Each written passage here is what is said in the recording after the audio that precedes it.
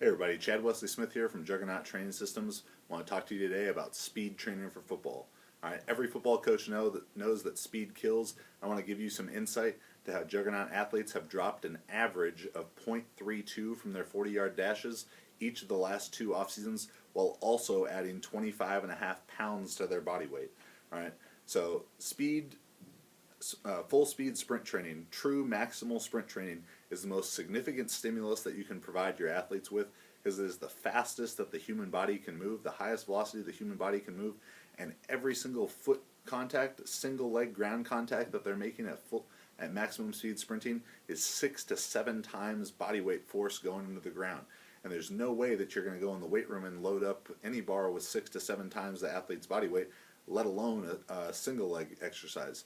So speed training, true maximal speed sprint training, is the foundation of our training for football players, and it's what everything else is built on. Their conditioning, their strength, it all starts with speed training.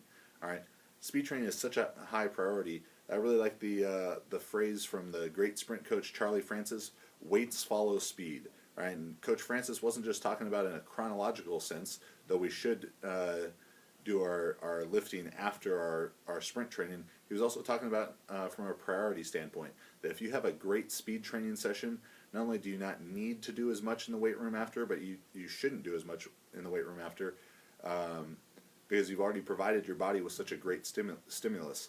Which leads me to another point from Coach Francis, where he would liken the athlete's central nervous system. All right, central nervous system is what's responsible for every action of the human body.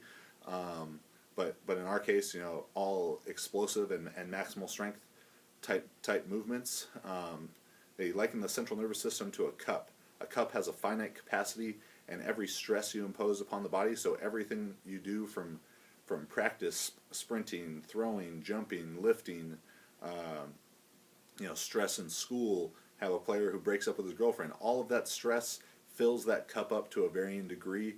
And if the cup overflows, your athlete has become overtrained, and that's definitely something that we want to avoid. So we're going to take both of those axioms from Coach Francis: weights follow speed, and the CNS is a cup, and look at them in the training of our athletes. So if we have a great speed training session, that's going to fill the cup up more significantly, and therefore we don't need to and shouldn't do as much work in the weight room because of it. So first we need to look at what true speed training is. So many times, whether I'm dealing with athletes in high school guys getting them ready for college, players in college players getting them ready for the NFL, or current NFL players, the first time I deal with them and you ask them, what does your team do for speed training? They're talking about running 110s or 2040s, or all these things that really aren't speed training. They're conditioning, and they're not even correct conditioning, but we cover that in a different video clip. But true maximal speed training, all right, is going to be at most 60 yards. For small skill guys, it's going to be 60 yards, but you got to vary your speed training by position, because players aren't running the same distance on the field, and it's not going to benefit an offensive or defensive lineman to go out and run 60 yards. They're too big to do that. They're not fit enough to do it. It's just unnecessary and frankly dangerous for them.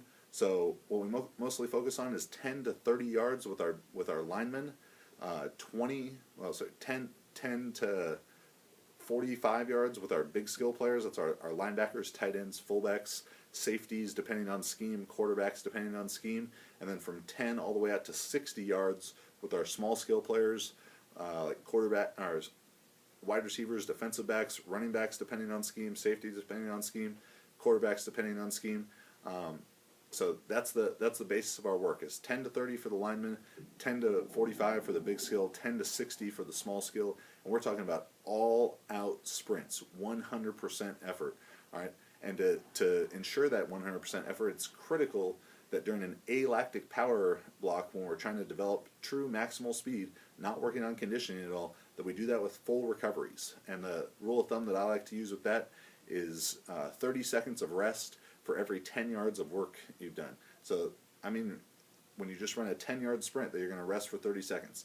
Now, obviously, time constraints of dealing with the teams may affect this, so it's all right if you have to drop down to 20 seconds, but you just can't let the quality of work degrade.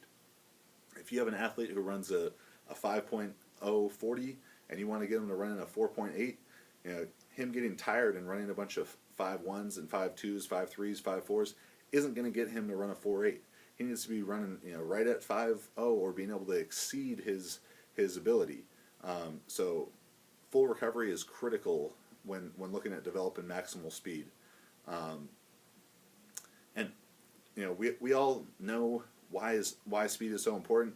Obviously, we want guys who can stretch the field, run by defenders, and defenders who can play sideline to sideline. But improved maximal speed is also going to improve the athlete's conditioning. All right, it's going to do that through creating a speed reserve. All right, so what is a speed reserve? Well, the majority of the game of football is not actually played at 100% speed. Now, they might be running as fast as they can within the context of a play or a game, but they're not running at true 100% maximum of their output. So if they know that if you're playing the game at 70 to 85% of your true maximum output, where most of the game is being played, and it takes 4.6 40 speed to get by a defender, and just for the sake of saying 4.6 to get by a particular defender, and that athlete's 100% speed is a 4.55, then he's having to run at such a high percentage of his speed to win those one-on-one battles. But if you take that athlete from running a 4.55 to running a 4.45, all right, he still only needs to run a 4.6 to get by that defender, so he can actually put out less effort, all right, to win that one-on-one matchup. And of course, if he's not having to put out as high an effort every single play, he's going to be able to sustain that effort longer. All right, so that's how creating a speed reserve is going to help your athletes be better conditioned, because they're not going to have to put out as much effort on every single play, and of course they can do that for more plays in a row. All right, and the other component of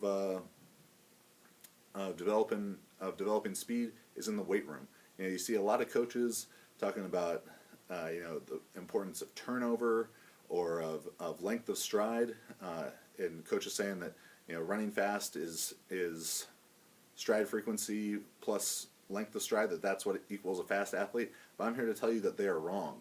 Force per stride is king when developing a fast football player, and force per stride is developed in the weight room. It is developed with jumps. It is developed by true maximal speed sprinting and efficiently putting energy into the ground through good mechanics.